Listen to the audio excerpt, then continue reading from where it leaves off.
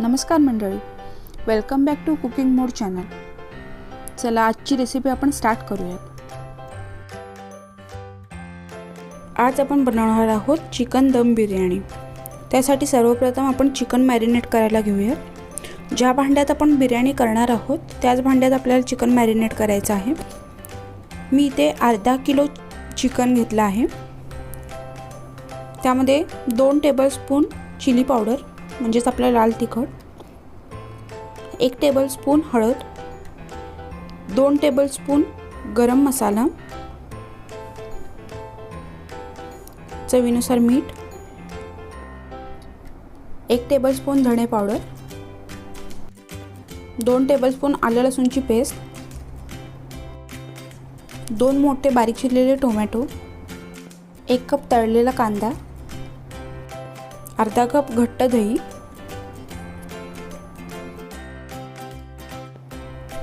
थोडा चिरलेला पुदिना आणि थोडी चिरलेली कोथिंबीर। आता आपण सगळा खडा मसाला घालून घेऊया। मी इथे 2 तमालपत्र वापरली आहेत, 2 हिरवी वेलची, 1 मोठी वेलची, 1 छोटासा तुकडा दालचिनीचा, 4 लवंग, 6 ते 7 मिरी। आपण हे आता सगळं चांगलं एकत्र करून घेऊया।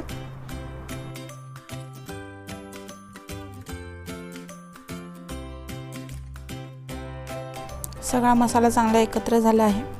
आता आपण यामध्ये 3 टेबलस्पून तेल घालून घेऊया। मी इथे कांदा तळलेलंच तेल वापरत आहे।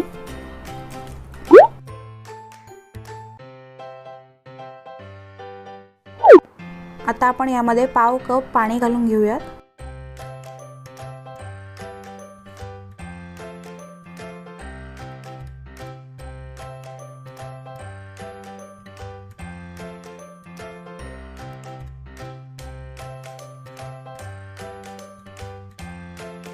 आता हे चिकन मॅरिनेशनसाठी तयार आहे।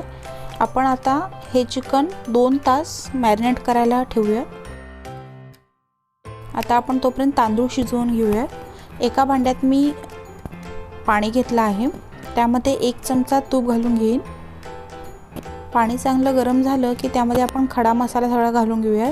त्यासाठी मी 3 लवंग, 2 हिरवी वेलची, 5 ते 6 मिरी घेतले आहे। त्याचबरोबर आपण इथे आता मीठ घालून घेणार आहोत। आपल्याला इथे मीठ थोडं जास्तच घालून घ्यायचं आहे।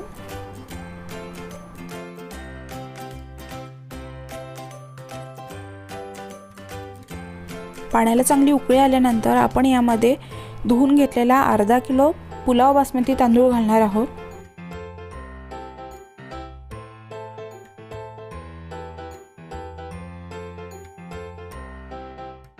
पाण्याला चांगली उकळी आली आहे। आता यामध्ये जो आपण खडा मसाला घातला आहे तो मी आता काढून घेणार आहे।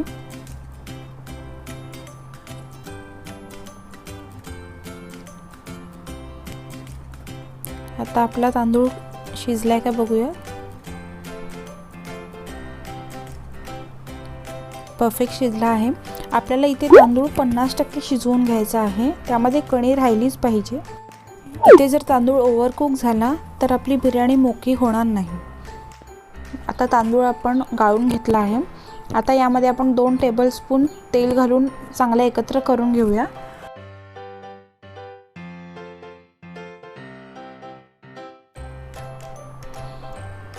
आता 2 तास झाले आहेत। चिकन चांगलं मॅरिनेट झालं आहे।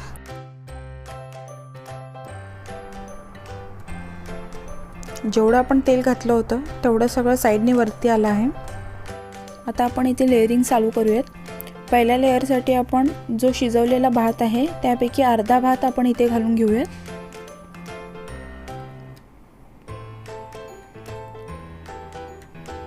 आणि इक्वली सगळीकडे पसरून घेऊया।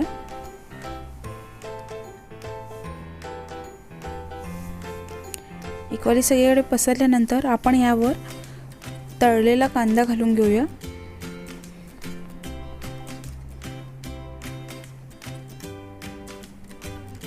त्यानंतर यावर आपण बारीक चिरलेला पुदिना आणि बारीक चिरलेली कोथिंबीर घालूया।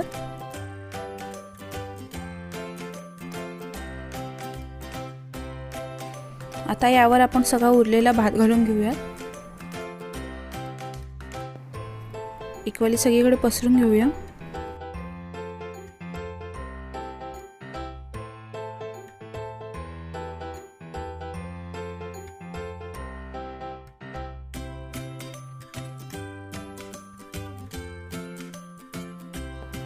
आता यामध्ये आपण वरून 4 ते 5 टेबलस्पून तेल घालून घेणार आहोत.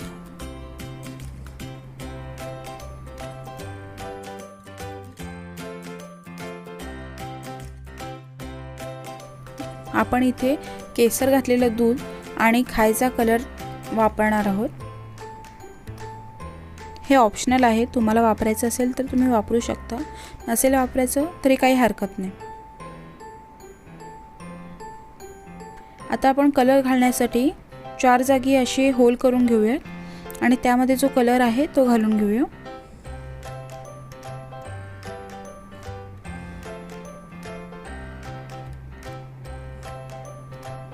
तुम्ही इथे वेगवेगळे कलरही वापरू शकता.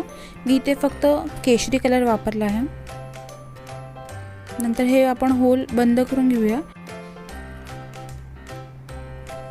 आणि आता आपण वरून केसर घातलेलं दूध घालून घेऊया.